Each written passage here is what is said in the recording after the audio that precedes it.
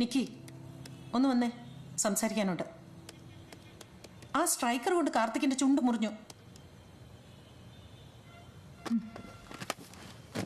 വേണ്ട, താഴെ അവരൊക്കെ കിടന്നു. ഒരു കാര്യമില്ലത് ഇടക്കറി വന്നിട്ട്.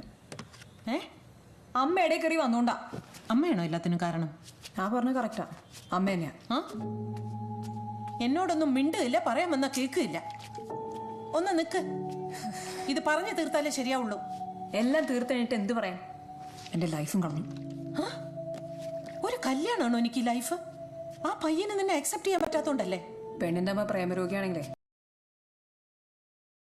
കുറച്ച് കഷ്ടമായിരിക്കും അക്സെപ്റ്റ് ചെയ്യാൻ. പ്രേമരോഗ്യോ? എന്ത് ചീപ്പാടോ താൻ? തനിക്ക് ഇതിനെപ്പറ്റി എന്തറിയാം? ഇങ്ങനെ കല്യാണ മെറ്റീരിയൽ ആണോ നോക്കിയിട്ടല്ല ലൈഫ് പാർട്ട്ണറെ തിരഞ്ഞെടുക്കേണ്ടത്. ലൈഫിൽ ഒരു പ്രാവശ്യമെങ്കിലും റൊമാൻസ് എന്താന്ന് അറിഞ്ഞിരുന്നെങ്കിൽ താൻ എന്നെ ഇങ്ങനെ ജഡ്ജിയില്ല. ഓക്കെ, അമ്മ ഒന്നിരിക്കോ? ഒന്നിരിക്കോ?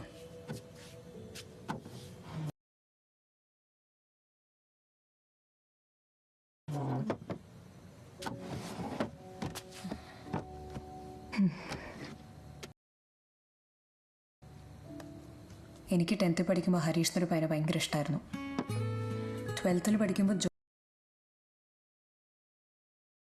ജോം എന്നൊരു പയ്യൻ, നല്ല ഹൈറ്റുള്ള CA കോച്ചിങ്ങിന് ഫഹദ് ഫാസിൽ പോലൊരു സാറുണ്ടായിരുന്നു. മൂപ്പർക്ക് എന്നെ ഭയങ്കര ഇഷ്ടമായിരുന്നു. പക്ഷെ എൻ്റെ ഏറ്റവും ക്ലോസ് ഫ്രണ്ട്സിനോട് പോലും ഇവരാരെയും പറ്റി ഞാൻ പറഞ്ഞിട്ടില്ല, എന്നെ കളിയാക്കുമെന്ന് പേടിച്ചിട്ട്. എൻ്റെ അമ്മ ഇങ്ങനത്തെ ഒരാളല്ലേ, ഞാനും അമ്മേനെ പോലെ എന്ന് വിചാരിച്ചാലോ?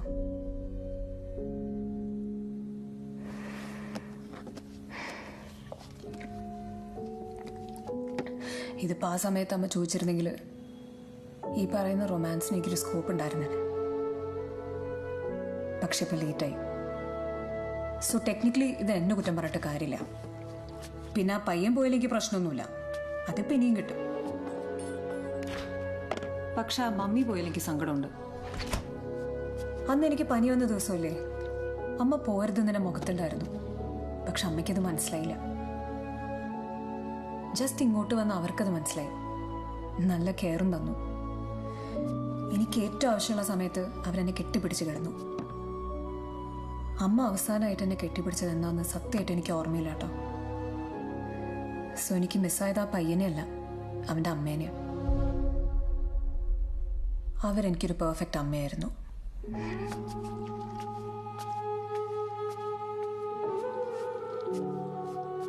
അമ്മ പറഞ്ഞത് ശരിയാണ് കേട്ടോ.